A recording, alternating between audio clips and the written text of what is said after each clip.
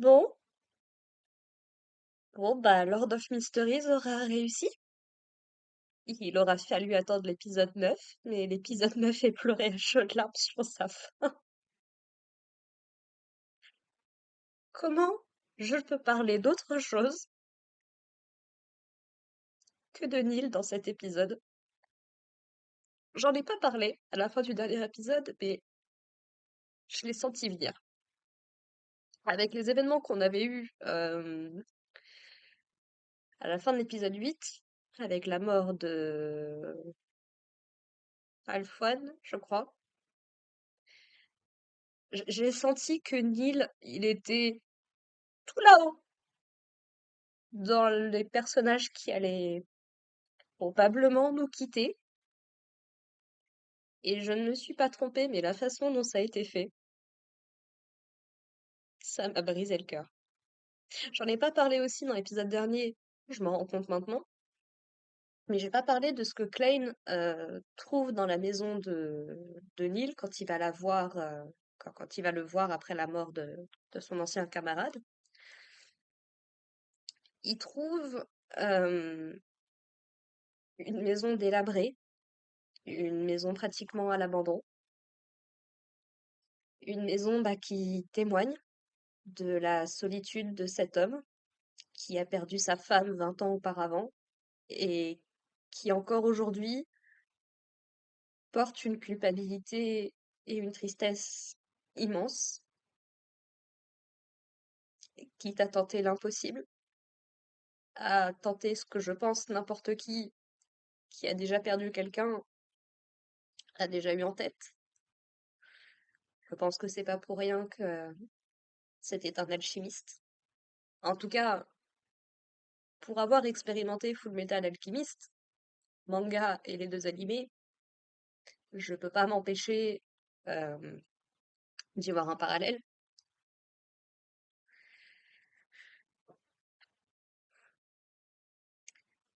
Donc, oui, dans cet épisode, alors on a une chose à célébrer et j'étais contente.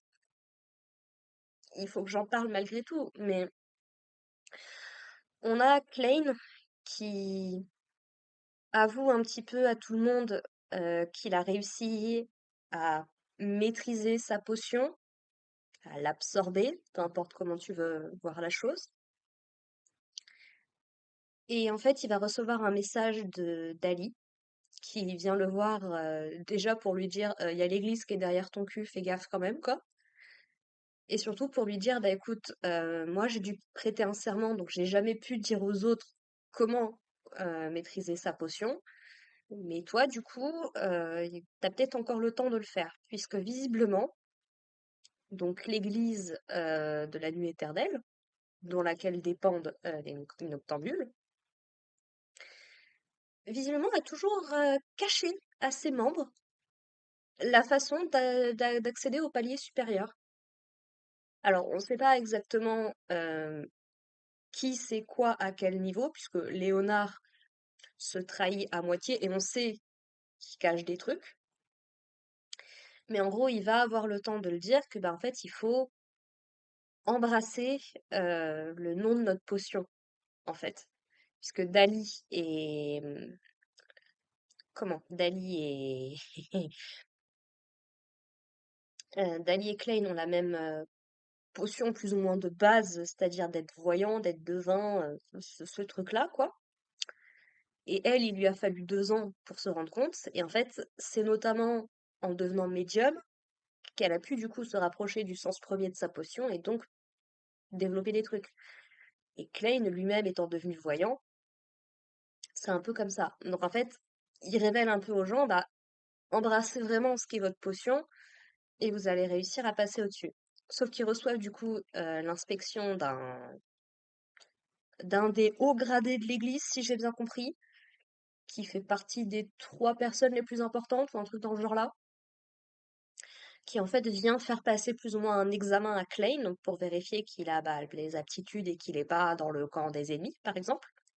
Ce qui est assez dur psychologiquement et physiquement pour Klein, mais en fait, il a été restreint au niveau des poignets, assis sur une chaise, a priori pour pas qu'il se fasse mal, parce que t'as vraiment que l'impression que le mec, il rentre à l'intérieur, bref. Mais bon, il a passé, donc tout va bien, donc il a l'autorisation de passer à la séquence suivante, la séquence du clown, qu'on connaît déjà puisqu'on a vu un de ses anciens ennemis posséder cette potion-là. Donc il va faire sa potion, il va la boire, et il va découvrir qu'il a quelques petits pouvoirs en plus, c'est-à-dire que comme il suit la voie du devin, il faudra m'expliquer le lien entre un voyant et un clown, mais why not? En fait, il est capable maintenant de prédire très brièvement les événements futurs. Genre, il a été capable, par exemple, de dire que Neil, il a resserré sa cravate d'une main en particulier. Donc, un petit peu comme un Sharingan pour ceux qui connaissent Naruto, il est capable de prédire à quelques secondes ce qui va se passer. Alors, il a essayé de faire une attaque d'air comme ce qu'avait fait le clone qu'il avait affronté, sans succès. D'ailleurs, c'est beaucoup rire.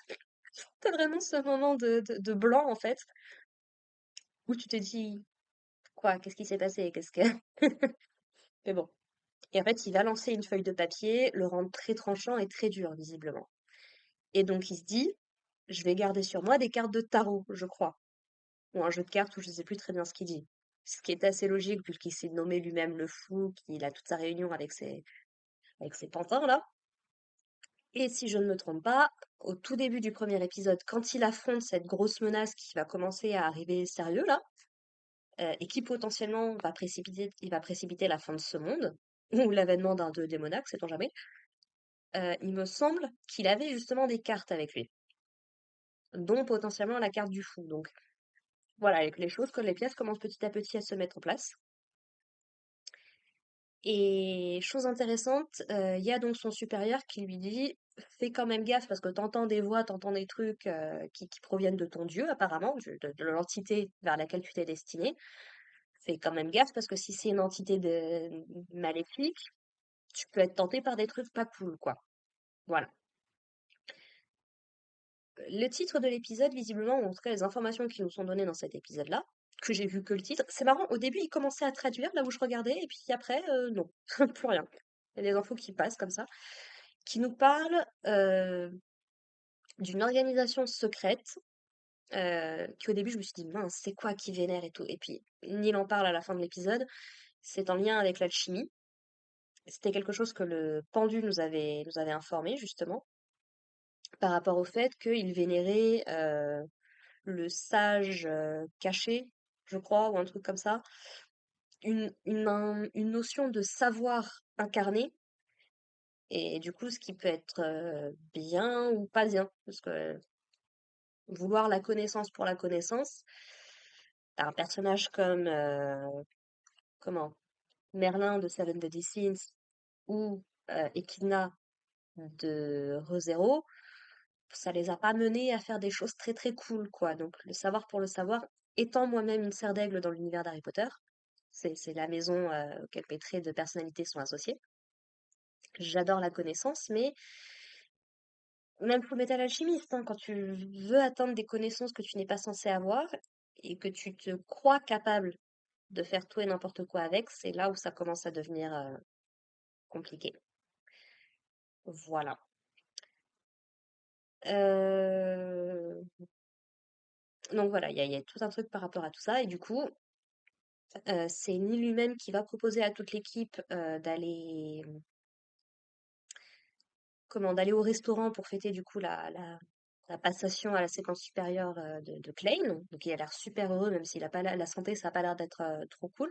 Bon, Dune, apparemment, lui, il s'est bien remis. On n'en a pas reparlé depuis. Mais voilà, Neil, on savait qu'il avait toujours eu plus ou moins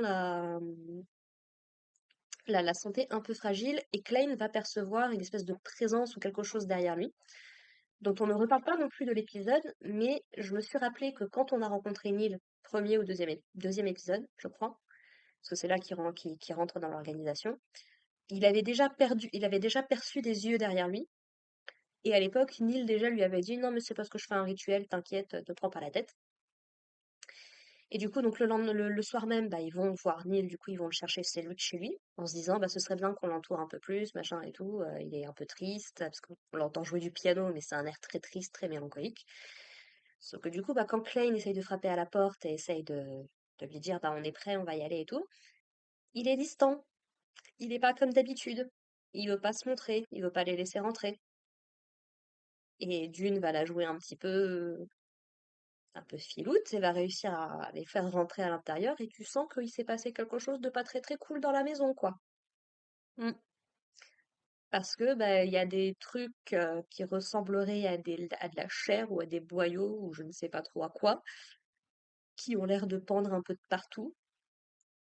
Et en fait, ben, on va très vite se rendre, enfin très vite, non, ils ont bien géré la montée de de la tension, puisqu'on va découvrir que bah, Neil, il a commencé légèrement à péter les plombs, en fait, quoi. Voilà. En fait, d'ayant appris quelle était censée être sa vocation, et ayant visiblement toujours plus ou moins cherché à trouver la façon de ressusciter sa femme, et bien apparemment, il a tenté une expérience qui a complètement dépassé les bornes, un sort de résurrection globalement, quoi, une potion de résurrection. Et en fait, parmi les ingrédients pour ça, bah, il y a le sang, beaucoup de sang. Encore un truc avec Fullmetal d'ailleurs. Et en gros, il a décidé d'utiliser son propre sang puisque la devise des Noctambules, c'est fais ce qu'il te plaît, mais ne blesse personne en fait, quoi, globalement. Et il s'est dit, bah, je préfère subir les conséquences moi plutôt que de faire du mal à des gens, même si mon but est celui qui est. Et malheureusement, ils vont être forcés de le tuer.